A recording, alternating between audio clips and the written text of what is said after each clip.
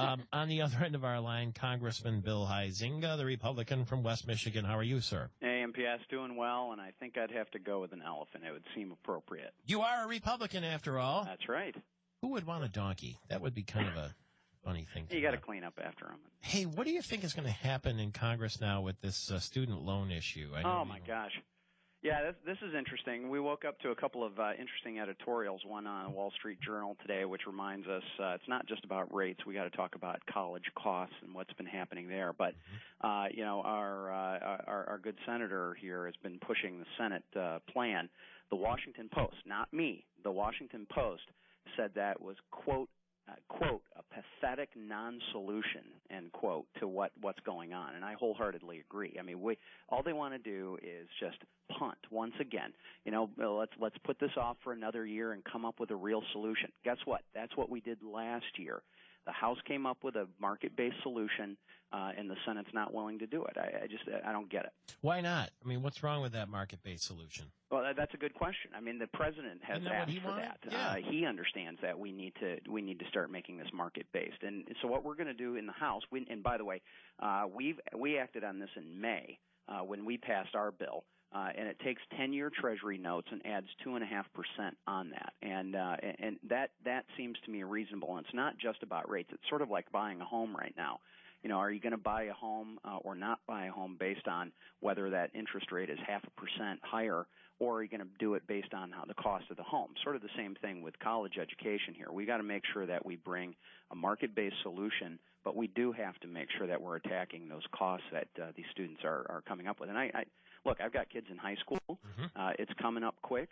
I've got a nephew and a niece that have both had to suspend their college, and my nephew, he's had to deal with another interesting thing because of Obamacare.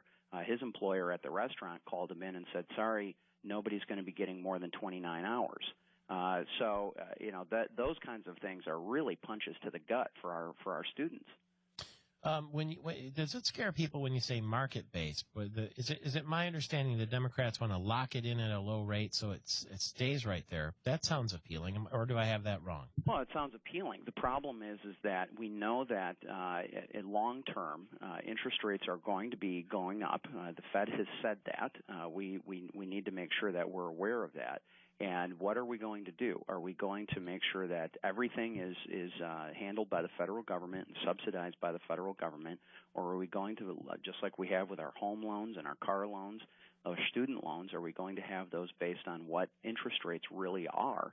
And again, it's got to be more than just the decision about what interest rates are. We got to look at college costs. We got to look at the debt and the burden that students are coming out of. And there's study after study showing that these kids are coming out just absolutely swamped with debt, and that's a huge problem. We got to deal with that. You expect some kind of action today, or is it a stalemate? I mean, we're already past the deadline. It'd have to be retroactive at this point. Yeah, in the Senate, we'll see what they're going to do. They're going to test vote today to find out whether they're going to be able to really move forward. I can tell you this Washington Post editorial probably is not going to help their cause.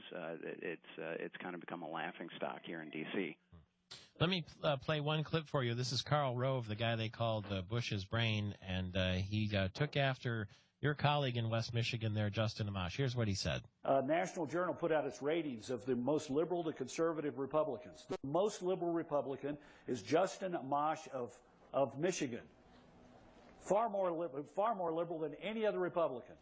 And why? Because he is a 100% purist libertarian. And if it's not entirely perfect, I'm voting with Nancy Pelosi, which is how he ends up with all these liberal ratings. I'm voting no, because unless my side has something that's completely 100% perfect, I'm voting. Any reaction to that, Congressman Huizenga? Well, obviously we all have our constituents that we have to deal with. I'm a conservative. I'm not a libertarian. And those are going to have some differences when you're dealing with whether it was the funding of Planned Parenthood or the Keystone Pipeline and some of those other things. Justin and I differ, but that's okay. we all have to be comfortable with where we're at. He obviously is very comfortable with where he's at. And at the end of the day, we all get very public job reviews every 2 years. And at some point or another, you got to go before the electorate and plead your case. So he's got and again, it all depends too on what you look at, whether it's National Journal or all these other things. There's a lot of different metrics that you can use. So I'm comfortable where I'm at, and he's comfortable with where he's at too. Very interesting. Congressman Bill Huizenga, the Republican from West Michigan. I'm Michael Patrick Shields. Weather is